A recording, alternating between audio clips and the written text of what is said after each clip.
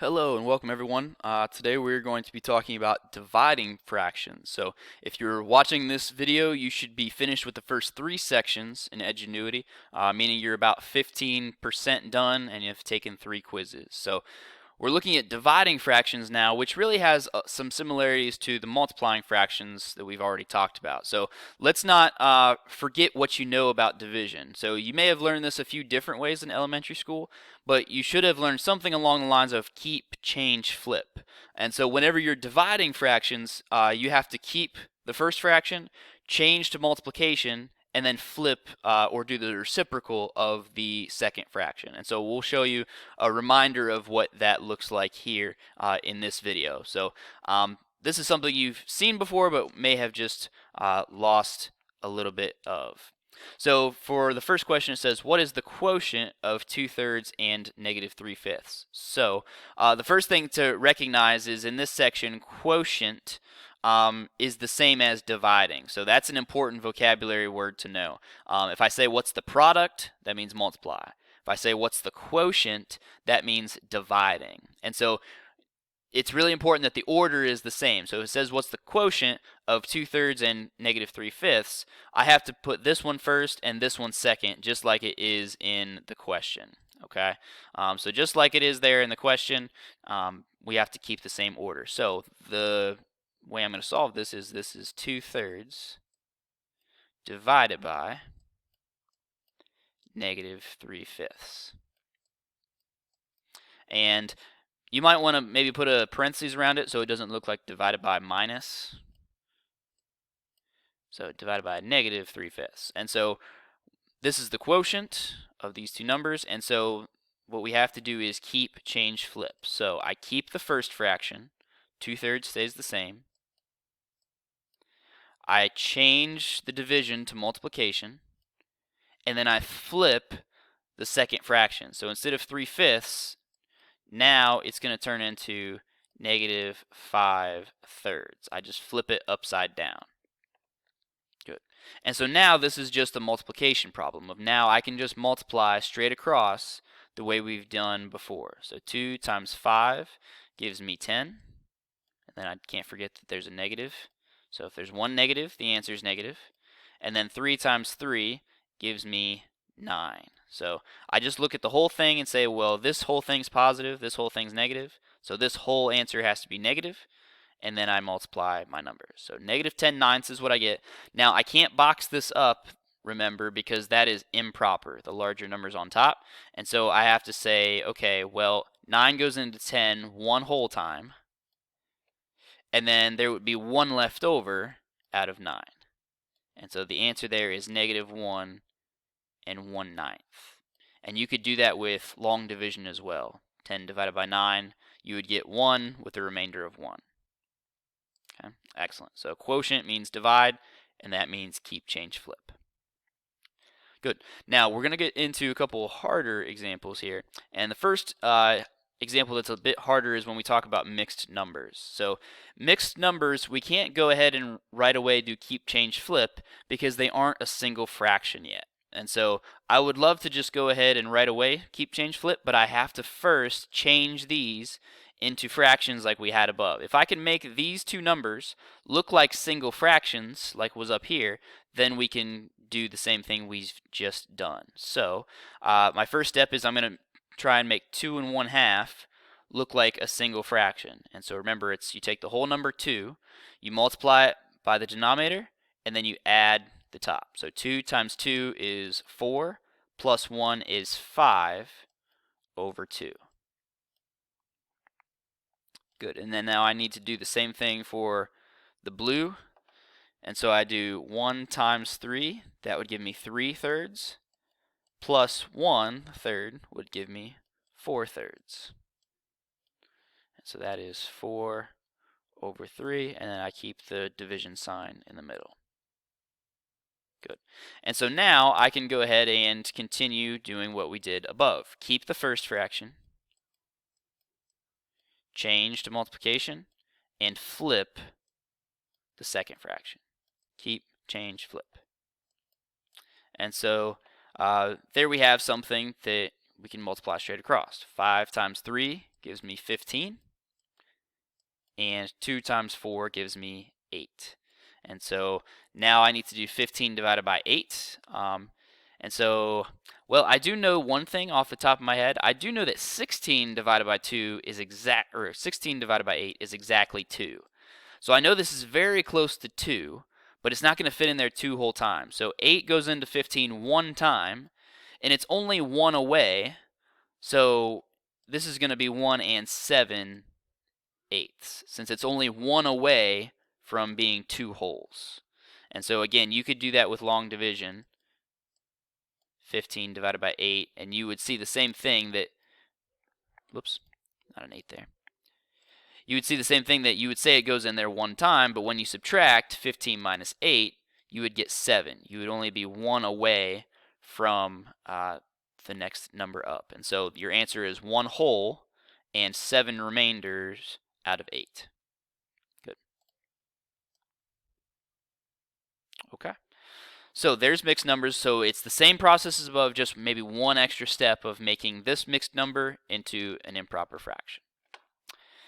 Now, this might be totally new to you. And if you take some time, pause the video and write these things down. And this is wild. You may have never seen this before, and that's okay. Copy them down, and then we'll get started on looking at what this means. So this is craziness, because this is a fraction bar right here, meaning that this is a single fraction, but there's other fractions inside of it. It's like Inception, and that's why we call this a complex fraction, because it's a fraction. There's one big fraction, one number divided by another big number, but there's other fractions in it. So this is wild, and you may not have ever seen this before. And so we say, well, how on earth do you do this? How on earth do you simplify this thing? And so remember, there's that key phrase that we talked about, that fractions are division, right? So I'll put a little note over here. Fractions are division. And hopefully we remember that, because we've mentioned it a few different times. And so what I could do is I could say, okay, this big fraction bar in the middle here, this is throwing me for a loop. I don't really know what to do. But if I just say that this is really just the division sign and I rewrite it, then I might be able to be okay. And so what I'm going to do is I'm going to say this is negative 2 1/3 divided by 4 1/2. And so now this here looks like something we've done before. This looks more comfortable to me. It looks kind of like this example up here now. And so that's really the only extra step there is for complex fractions. These look wild, but really you just have to rewrite them as division this way. And so now I'm just going to do the same concepts. I'm going to make the green one into one fraction, improper. I'm going to make the blue one into one fraction. So 2 times 3 is 6, plus 1 is 7. So that's going to be negative 7 over 3. Good. This one, 4 times 2 is 8, plus 1 is 9 over 2. And so this is now negative 7 over 3 divided by 9 over 2. Good. And then now I keep change flip. So I'm going to keep this one, change to multiplication, and flip this one upside down. And so now I have a negative times a positive is a negative, so I know my answer is going to be negative. And then 7 times 2 is 14. 3 times 9 is 18. And so I'm almost finished here, except it looks like this might simplify. I notice right away that this is an even number, and so is this. So I know right away I can divide the top by 2, and I can divide the bottom by 2. And so 14 divided by 2 is 7. 18 divided by 2 is 9, and I can't forget the negative. And so that final answer is going to be negative 7/9. Okay. So we basically just added one extra step, and that one extra step is, I'm not sure what to do when it's big fraction like this, but if I rewrite it with this division symbol, then I can proceed. Okay. So you may want to now that you've seen a few examples of it, try this one on your own. Maybe you can pause the video, see what you can do on your own, and then if you get stuck, then you can press play and watch me solve it. Okay. Good. So the first thing I'm going to do is I'm going to take this fraction bar and I'm going to make it a division sign, because that's just, fractions are just division. So I'm going to rewrite this as 5 1/2 divided by -3/4. Good. Now I'm going to take anything that's not a single fraction and I'm going to make it a single fraction. So 5 times 2, that gives me 10, plus 1 is 11 over 2. I'm going to keep my division, keep my -3/4. Okay. Now I see that I have my fractions like I wanted, and so now we do keep, change, flip. And so I'm going to keep the first one, 11 over 2. I'm going to change to multiplication, and I'm going to flip this upside down. So -4 over 3 now. Good. Now I can multiply straight across. And so I'm going to get 44. 11 times 4 is 44 over 2 times 3 is 6. And then just remember, if there's one positive and one negative, then the answer is negative. Excellent. So now this is 44 divided by 6. And so I'm just going to do that long division. 44 divided by 6. Unfortunately, 6 doesn't go into 4 at all, so right away I just have to do the whole thing. So maybe you could use a calculator to see what the decimal is and go from there. But I think to myself, well, 6 times 10 is 60, so that's too big.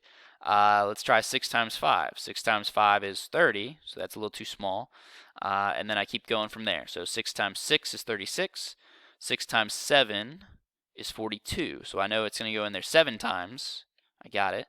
7 times 6 is 42. And so now I subtract and I get a remainder of 2. And so my answer here is negative 7 wholes and 2 left over out of 6. And then one last time, I'm so close. I want to box that so badly because we did so much work. But again, 2, 6, both of these are even numbers. So I need to simplify, divide by 2 and divide by 2. And so my final answer is -7. 2 divided by 2 is 1. 6 divided by 2 is 3. So -7 and 1/3 is the answer there.